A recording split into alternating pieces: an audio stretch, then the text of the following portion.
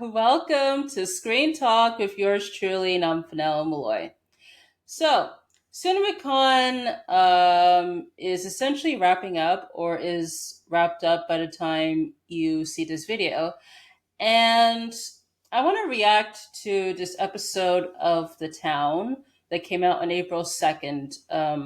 So it's a podcast with Matt Belloni where it talks about different news in relation to Hollywood and the industry and all that stuff. I do recommend you guys check out the podcast. So he moderated a panel at CinemaCon with other panelists where they debate Hollywood's movie-going crisis, as the title of the episode is named and all that stuff. So in this panel, Matt is joined by Regal CEO Eduardo Acuna, Joseph Kosinski, who directed the upcoming F1 movie that I believe they showed a sneak peek at CinemaCon, Universal Global Distribution Chairman Peter Levinsohn, and Neon CEO Tom Quinn. So they talked about here the state of the theatrical business, including movies leaving theaters too soon, streaming's impact on people's perception of movies, and what needs to happen to get people back into movie theaters. So I'm hoping when I react to this, it goes well in regards to the audio and all that stuff. So let's get to it, shall we?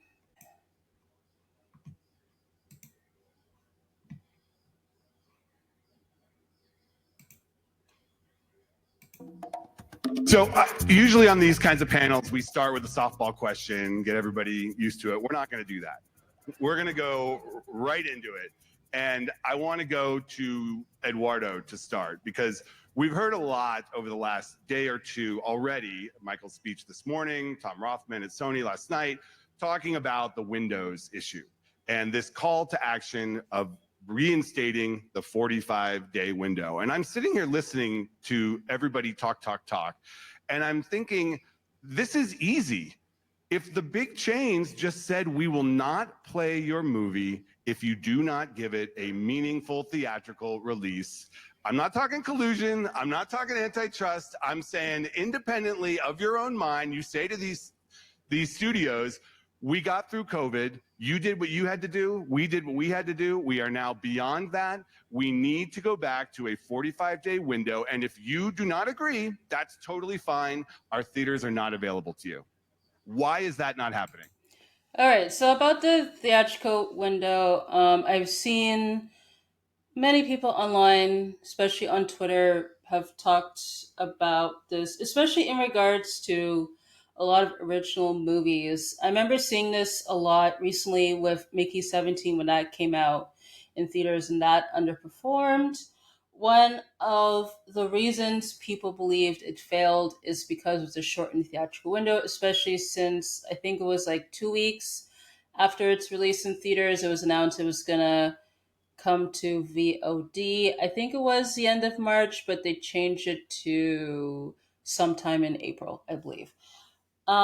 So I would say yes, the theatrical window has to increase. I would say 45 days is fine and all that stuff, but I would say in my opinion, I think marketing is key with all this stuff. Maybe they'll get into it here, but I would say yes. I agree. They need to increase the theatrical window. So let's see what they have to say here.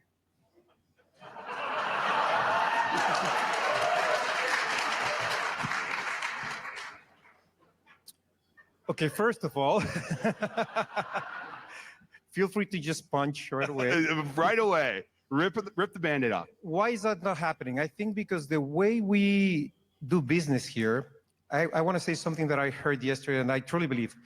I think distribution and exhibition are cooperating more than ever. We're talking to each other more than ever. We have daily discussions, and we're just trying to do what's best for the industry. Pete and I, my good friend Pete and I, talk about this all the time, and we disagree often. My best interest exhibition's best interest is for Universal and all the studios to do great. The more money they make, the more films they make, the better we are. On the other hand, we also have a very, very vested interest in movies doing great, and we believe that a longer window will make movies be better. I think we just finally got to a place in an industry where we can have some momentum around this 45-day window. And I think that's the right thing to do. Are we at a point where we would, I don't think I've ever said in my life to any studio, any distribution executive, I will not play your movie. We're always very cooperative and we try to play every single movie. I hope it doesn't get to that, but I do think there's momentum for a 45-day window. There's all this information that's out there that suggests that a longer window would make this industry healthier. It's just that maybe I'm cynical. I operate from the position that nobody does anything unless they absolutely have to. And they have a financial interest to do so. And what we've seen post-COVID is that the financial interest for the studios is to get much more nuanced on their windows and to utilize the theatrical circuits when it benefits them and to utilize premium on video on demand and other models when it doesn't. How do you better insert the theaters into that equation? I mean, my big preference, again, would be that this comes out of discussions and agreements. And again, everybody has some data on it. Michael O'Leary showed this morning how the markets with longer windows perform better and have recovered better after COVID. That certainly happens in our theaters. We have one very big issue, which is piracy. The second a movie goes out on PVOD, piracy just explodes. And even though we're a very US-centric industry, worldwide, it's a huge problem. Yeah, I agree about the piracy. It seemed like piracy has been an issue for quite some time, but now, like with streaming and everything being equated and all that stuff, it seems like piracy has gotten worse and all that stuff. And I don't know, like how that problem is going to be resolved and all that stuff. I imagine that with theaters, they'll have to enforce a lot of strict security protocols and all that stuff by maybe having security guards check to make sure people are not recording on their phones. Um, maybe have some guards, they, dress up like regular people and they monitor to see if people are recording on their phones and all that stuff. Kind of similar to when I used to work in retail, see a lot, security guards, they would dress up like regular people to monitor for any shoplifters and all this stuff. So maybe similar vein to theaters and all that stuff. So, because yeah, I think at least to help combat the issue of piracy, theaters need to put more strict, I would say, security system. Maybe even to put video cameras. But again, though, would the employees monitor the cameras 24/7? I highly doubt it. But maybe also to maybe some theaters may have to enforce like a no, like, I don't know, phone policy, no cameras and all that stuff. I mean, that's usually done for advanced screenings. In terms of regular screenings, not so much. So, I mean, I don't know. That would be my answer for now, but I don't know. We'll see what happens on that front. And we're losing a lot of box office. So our best interest would be to convince studios that this longer window is beneficial for everybody. Now, around the world, there are many markets where the understanding is, even before we book the film, you have to tell me if it doesn't have a 45-day window because we may not play it. I can tell you I worked in Latin America, and that was certainly the case over there. Several parts of Europe, that's the case. Should we get to that case in the US? Hopefully by discussions and by common agreement, but maybe we have to get there too. Peter, obviously you're the next person to go to on this subject. I had no idea we were talking about windows today. Yeah, but but it does. I mean, it's a compelling argument, and I know whenever I raise this with Universal and other studios, they pull out a phone book worth of stats that show that PVOD does not hurt theatrical grosses. I frankly don't believe that, and I don't know that you can be certain of that. Can you be certain that PVOD does not hurt theatrical grosses?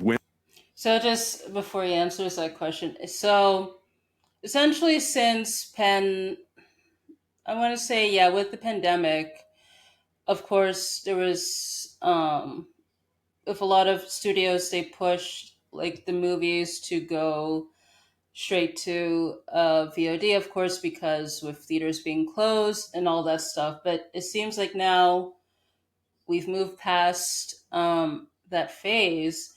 Now, like, um, studios are kind of shrinking the theatrical window to put the movies to VOD as soon as possible, maybe as short as 2 weeks. Maybe some might be within the week, depending on how it does at the box office and all that stuff. And it seems like because of that, in ways, it kind of trains the audience to not see movies right away in theaters and just wait till it comes out on demand and all that stuff. But I would say, in my opinion, uh, putting movies on demand fairly close to when the movie came out in theaters has hurt the movie at the end in myself in regards to box office and visibility and all this stuff. I get the convenience of seeing movies in at home and all that stuff, but at least for my opinion, like I prefer to see movies in theaters. But of course, yeah, with things being expensive, and of course with this whole tariff situation, it's yeah, going to theaters is becoming less feasible, I would say. So let's continue. When these movies are going to PVOD 4 weeks after release. Well, okay, Matt, let me start with saying that we spend a lot of time thinking about strategically about our windowing. And when we do, we focus on sort of two key areas. One is we are a theatrical first company, as Eduardo knows. Theatrical is the foundation, it's the underpinning of every single thing we do. It's where the brand is created, and it is the proxy for value of all of the ancillary windows. So we have no interest in hurting theatrical. I think it's important to state that. The second thing is that we prioritize is we need to be where the consumer is, and the consumer is not going to go to see every single movie in the theater. Now, that said, we have never deviated as a company from sequential windowing. We have always done theatrical to home entertainment to television. We think there's real value in that. And I think about each film as an individual corporation, right? And as a life cycle, and as we go along that life cycle, the value proposition changes with the business model. And we think that is really important. So we stick to that. What we've done, just to finish the thought, what we've done over. Yeah, I see his point, but I do wonder at the same time, too, though, like when you put movies on demand, are more people going to see that? That's the question.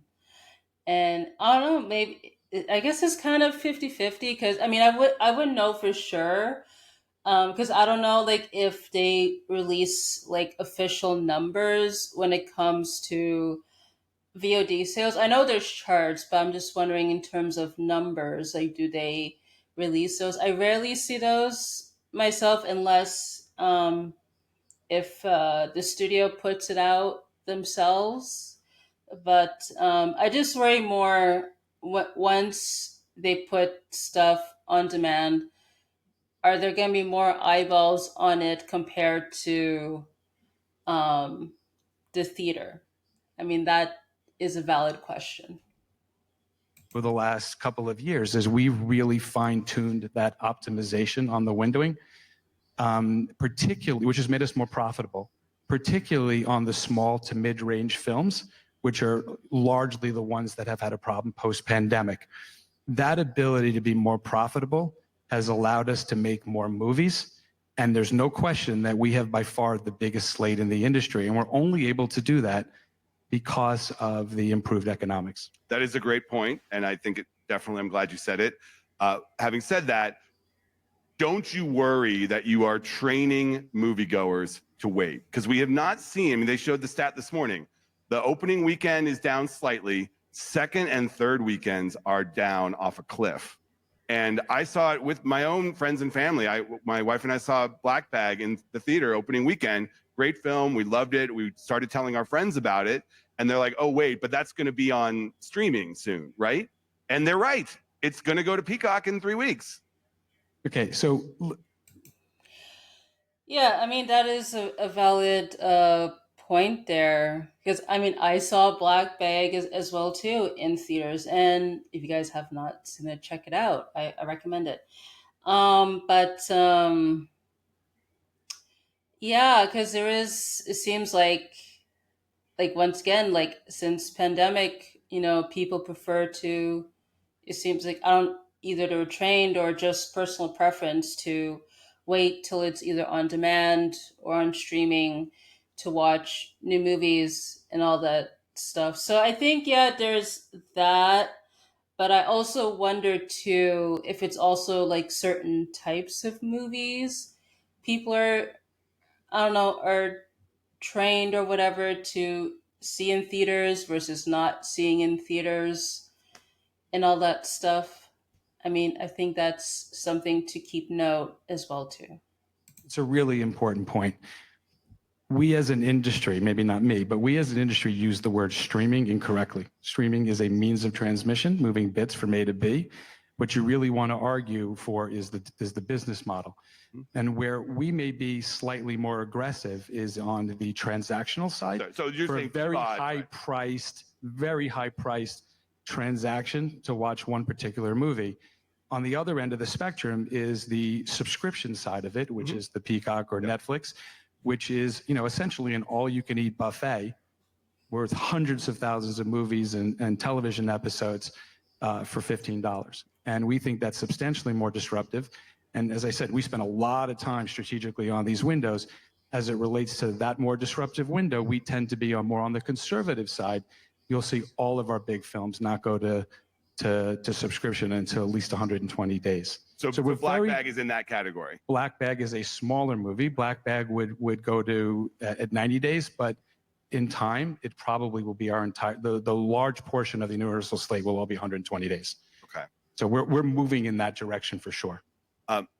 Tom, I want you to weigh in here too, because obviously as a mid to lower budget distributor, you are in the category of films that have been hurt the most in the theatrical space post-COVID. You are also a big proponent of putting your movies, most of them, in theaters. How long is that sustainable? How long do you see you as a primarily theater-first distributor? Wow, that's a very existential question. We will always believe in cinema first. That's what the company's built on. The directors that we work with believe in that. Absolutely. Let's clap for that. As Peter said, it builds downstream value. It's the greatest shelf space for entertainment. But what I would say is, I also used to work for Magnolia Pictures, which was there in the early days of collapsing the theatrical window. And, what I would say is that it's the transactional value of what these films offer these companies is something that we ultimately shared with exhibition. And I would argue instead of, which I don't understand why Regal or AMC or Cinemark can't get together and say, demand 45 days. What I would say is simply change the rental of those companies that shorten their theatrical window. I think that's the easiest way to handle it. Shorten, you mean change the amount that you pay based on how long a window you give. It's a good idea. I mean, I imagine theaters, they want to have movies played in theaters for as long as possible, whether there is a theatrical window or not. Yeah, I thought I was going to say something else, but yeah, the thought just lost my mind. But But yeah, like I think theaters, at least from some of the headlines that I've seen, they want to have movies as much as possible in theaters. And I imagine like if there's certain movies that do well, they'll keep it longer, played in their chains.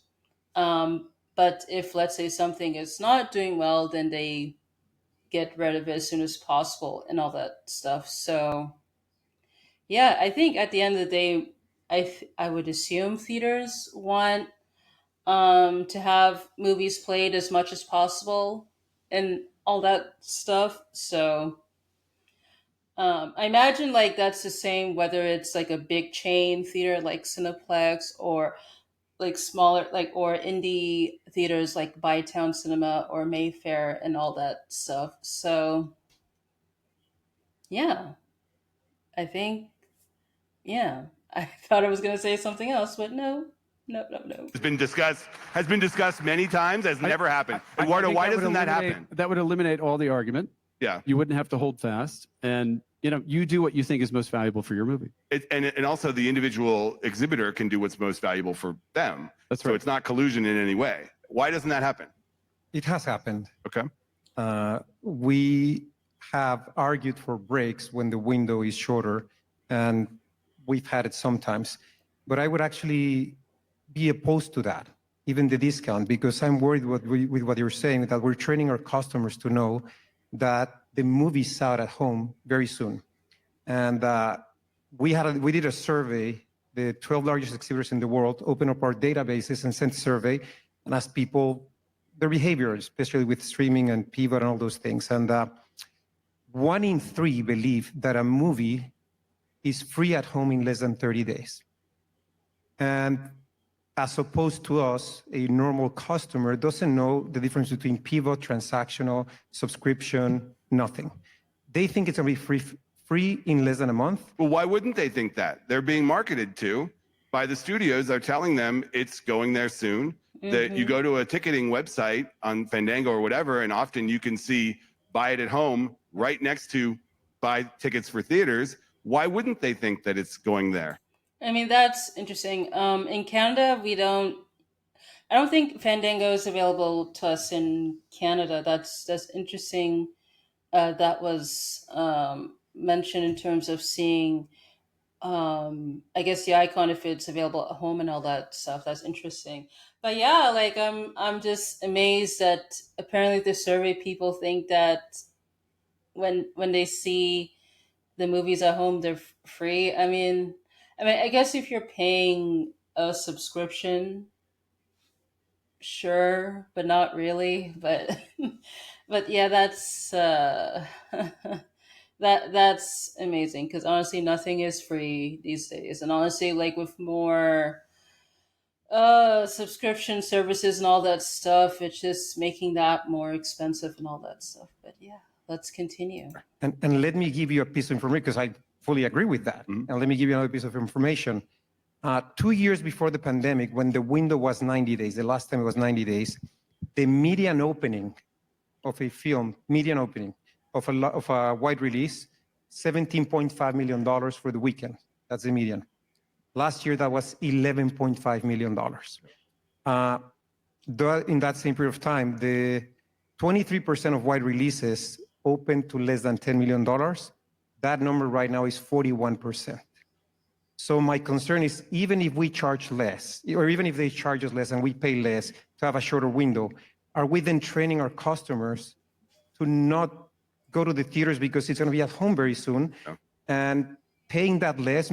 I guess my point is, let's not jeopardize the long-term health of the industry for a short-term gain. All right, I'm gonna come back to Peter on that, but I want to get the filmmakers' perspective. Yeah, that's a good point right there. But yeah, they noted that the in terms of box office numbers has decreased over the years and all that stuff. I wonder a part of it is because of the movies themselves, because I do believe that um, if a good movie comes out there, like people will pay money to see it and all that stuff. I mean, look with Barbenheimer, for example, back in 2023. Because I imagine both of those movies would have done well at the time, but not to the scale that happened at the time. Like that still amazes me and all that stuff. But I also wonder too, though, like if it's the movies themselves, like if people are not interested at the day, then they're not going to pay money to see it, whether it's in theaters or at home. And for me, I still stand by to the fact that last year, 2024, just was not a great year for movies. Now, don't get me wrong, there were some good movies that came out, but I just felt it wasn't strong in terms of a collective and all that stuff. So, because I do think there needs to be um, more effort in terms of putting out, um, not in terms of just like the quantity of movies, but also the quality as well too. Which means that hopefully less emphasis on IP movies, more emphasis on original movies and all that stuff. So continue. Perspective here. Um, Joe, obviously you're a filmmaker with choices, and you make the kind of movies that people like to see in big theaters. What is your perspective when going into a project, when you're, perhaps selling a project to various suitors? How do you come into that, and what part of the process is the theater component? Is it everything? Is it part? Is there a price where you'd be willing to sacrifice? What's important to you? I don't think there's any replacement for the theatrical experience. It's the formative memories I have as a kid, seeing, Raiders of the Lost Ark or Back to the Future. Like, I remember those experiences because I saw it on the big screen with a big group of people. So for me, on, movies like Top Gun Maverick, F1, and the movie we just sold to Apple, theatrical is a requirement. Absolutely, I agree with that. Like as a writer, directive, creative person myself, like I want to have my movies shown in theaters. I'm like, who wouldn't, and all that stuff. And but it's just unfortunate these days. It seems like, in terms of the type of movies being put in theaters, is a bit more picky, at least in regards to mainstream movies, and all that stuff. But yeah, of course, like we all dream to have movies in theaters because I grew up watching movies in theaters as well. Like there was a point in my time where I would go see a movie almost like every weekend and all that. Sometimes twice in a weekend, or in a day, and all that stuff. So yeah, like there's always going to be like a love and appreciation for theaters and all that stuff. But I'm just wondering if that's going to change because of streaming, VOD, and all that stuff. I mean, we shall see on that front. So, it's my job to make a movie that the audience knows they have to see on the big screen, because I can't control, the stuff you guys are talking about. But what I can do is I can try to make a film that when the audience sees the materials for it, says, I got to see that on the biggest screen possible. How close? Absolutely. And in terms of like type, I think every type of movie should be played in theaters.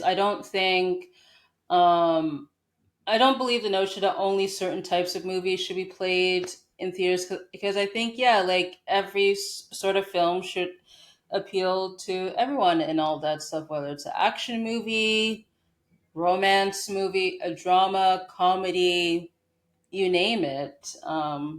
Let's bring those all back in theaters. So, and hopefully at some point the mid-budget movies can make a comeback to theaters and all this stuff, and not be put straight to streaming and all that stuff, because it seems like throughout the years that the mid-tier movies kind of died down, and there's this huge gap in regards to, you have the indies that's very very small scale, and then you have like the blockbuster movies, let's say $100-200 million plus and all that stuff. So hopefully mid-budget movies can make a comeback, because we need those. We need to diversify the movies, and hopefully with that can influence people to see these movies in theaters as opposed to seeing it at home. Close was Top Gun Maverick to going to Paramount Plus during the pandemic? You know, I wasn't a part of those discussions. They were. Oh, yes, you were. Come on. They're not going to loop you in? That was, you know, I had Jerry Bruckheimer and Tom Sure. Cruise, you know, who are, you know, both legends and were able to take care of that for me. But If it was any other star at any other studio, he's so important to Paramount, I bet it would have gone to Paramount Plus. yeah, I mean, we have to remember what an uncertain time that was, you know, like we just didn't know when theaters are going to open. I mean, our release date for Top Gun changed, you know, after COVID hit. I think we had 3 different release dates. We kept kicking it further and further down. So luckily, I think for that movie, it ended up being the right time, you know, the right movie at the right time in May 22. But that was 2 years that we held on to that after finishing it. And that was hard to do.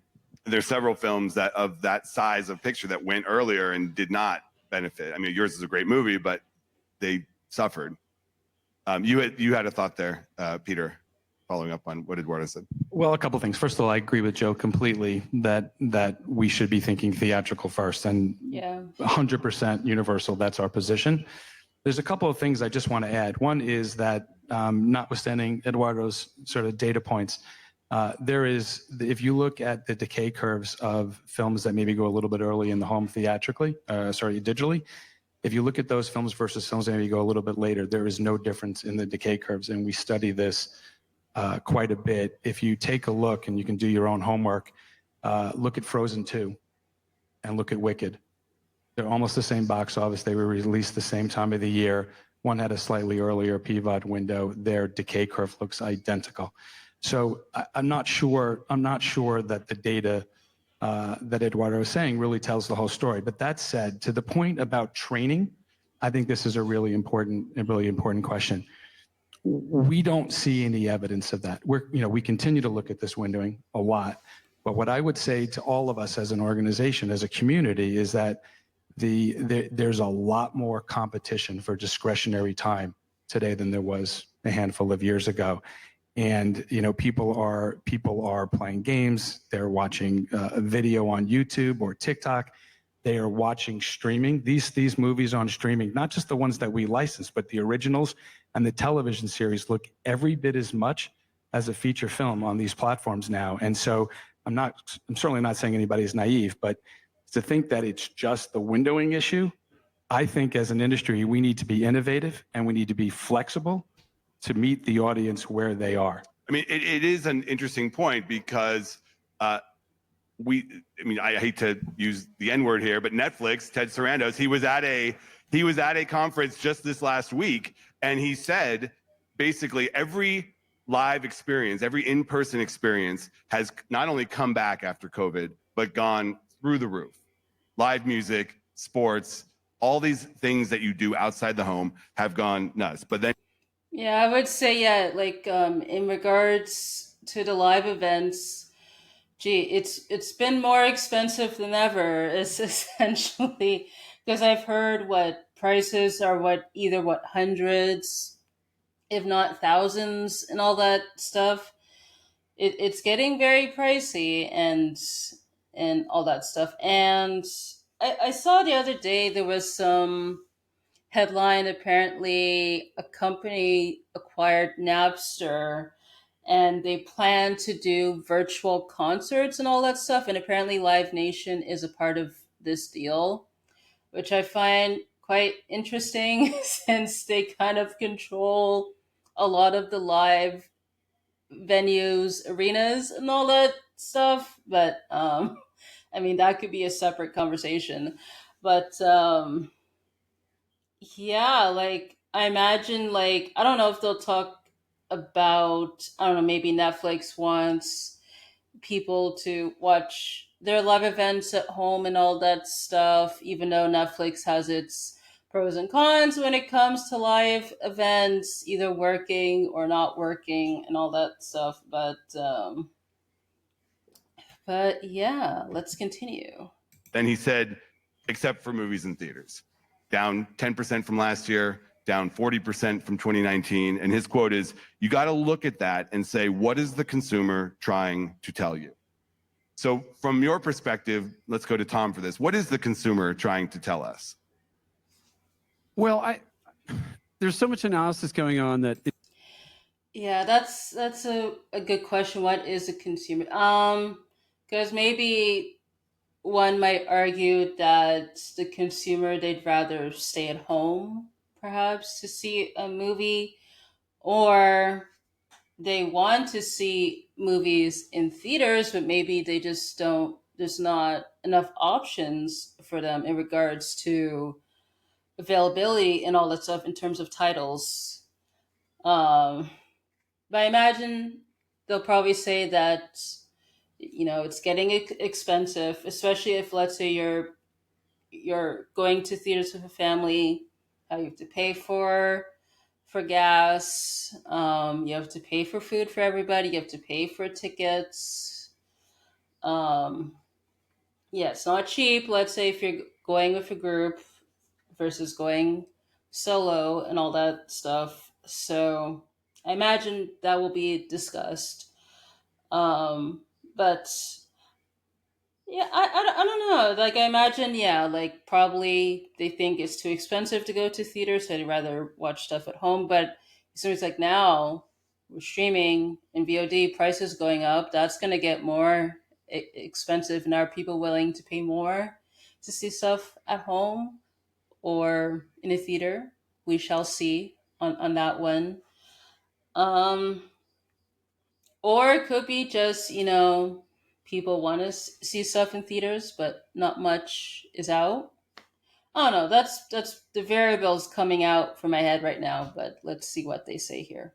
it's specific to box office. And I would say, one, looking at the quality of the movies. I mean, we live in a streamer economy where movies are being made that don't have to have any retention, right? Mhm. Just box value. And I think a large slew of Tile value, I think they call it now. that's tile value. And, you know, I would also say, looking at box office in 2023, just under 600 movies were released. The highest grossing box office year was 2018, which was 11.8 billion, over 900 movies. And, so the per film average in 2023, the total box office was only 25% less than 2018, but 40% less movies. And I would say more movies is not better. I think we need to focus on development. I think we need to move upstream.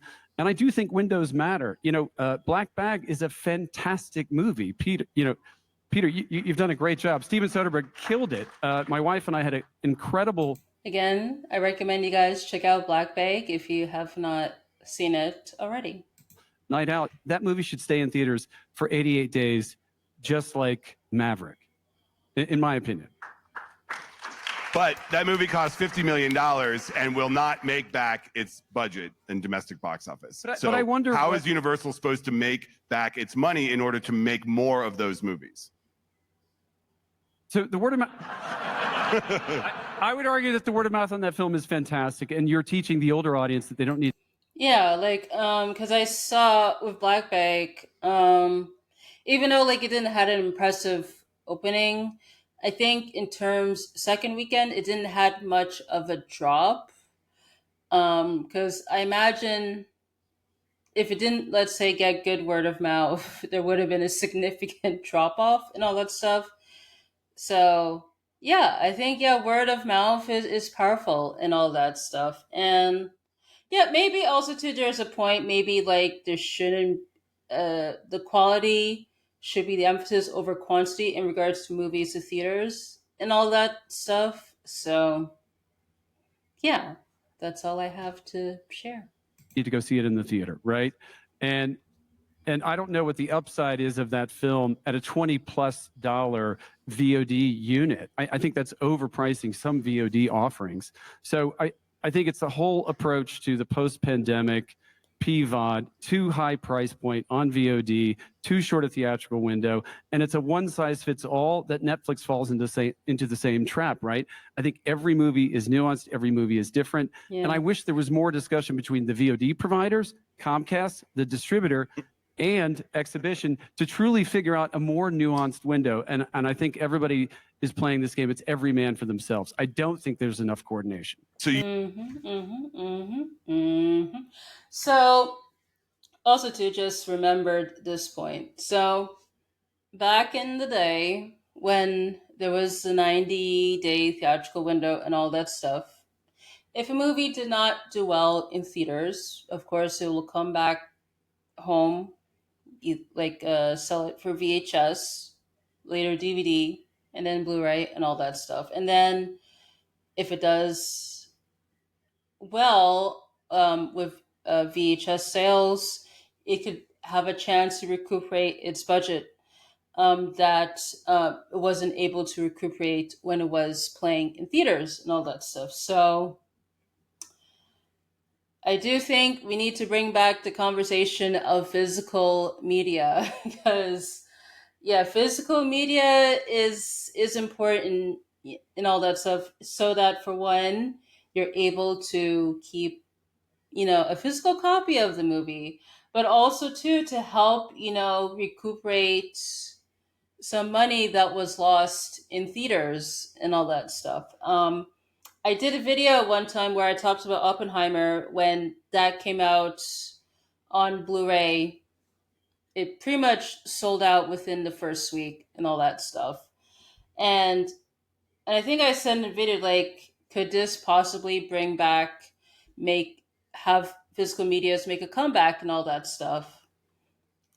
And I don't know, it seems like now in 2025, I mean, we're still fairly early in the year, but I don't know. It seems like that kind of died down, even though like we have, let's say, outlets like Criterion, Arrow, all those folks, maintaining the physical media business.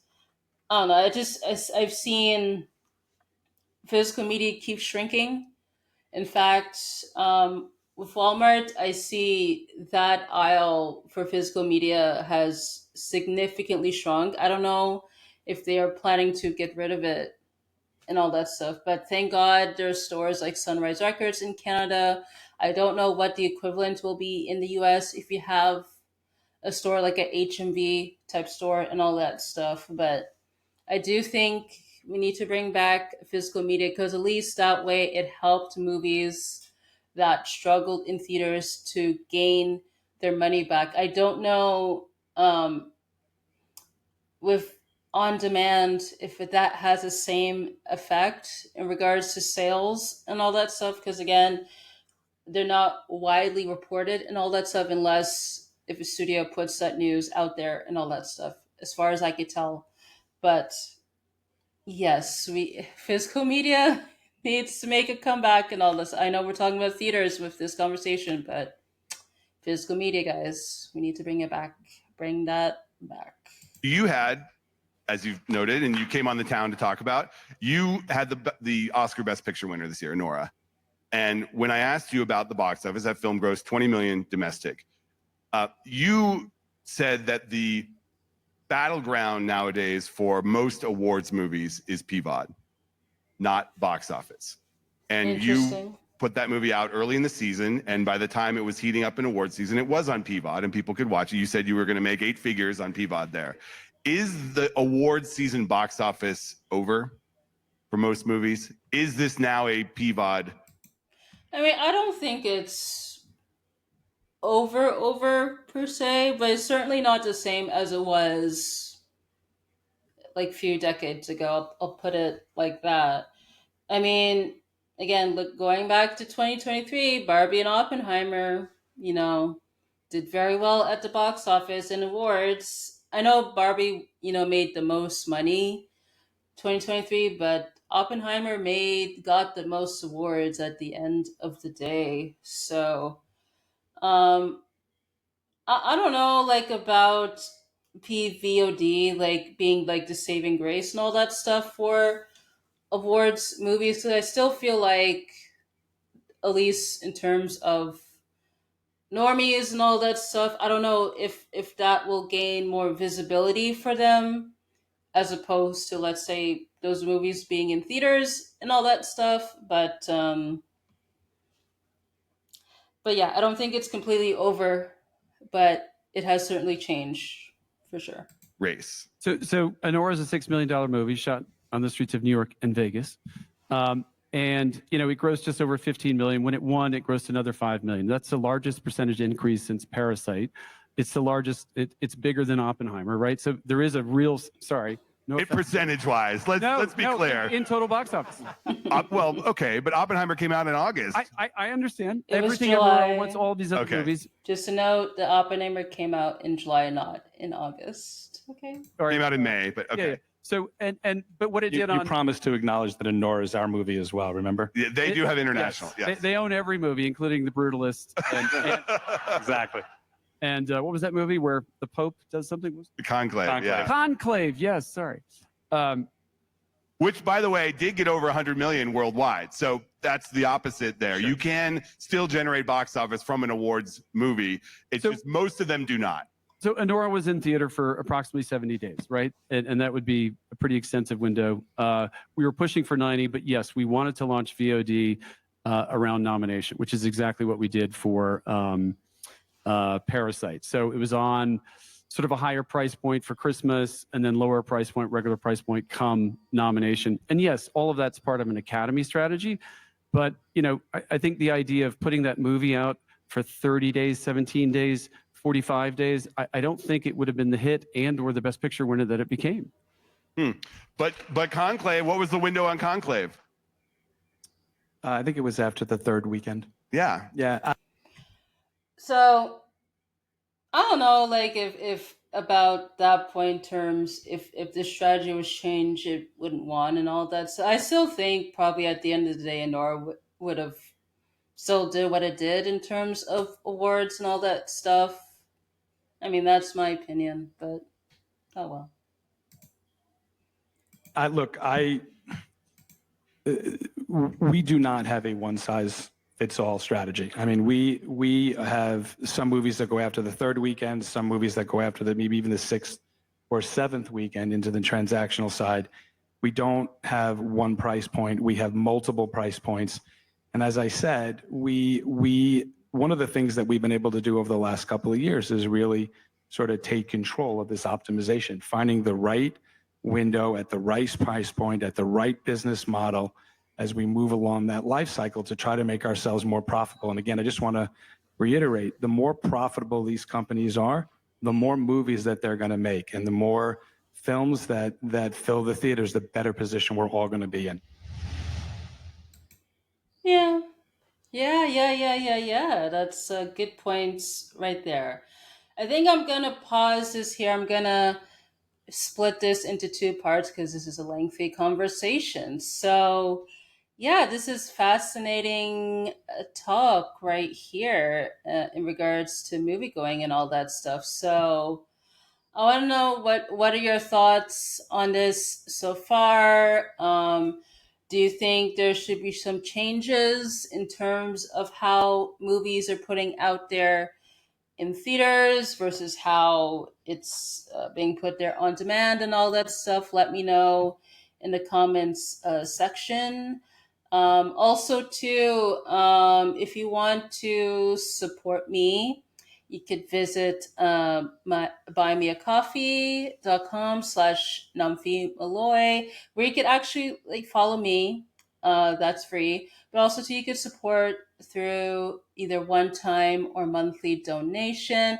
Also too, I've been posting a lot there on my Buy Me a Coffee, where you could view exclusive posts and all that stuff. So please check that out if you haven't already. Also too, if you want to follow me on social media, my links are in the description. And I hopefully, if this turns out great with the audio, I will post the full version on Buy Me a Coffee. So I want to say thank you so much for tuning in. Stay tuned for part 2 of this conversation.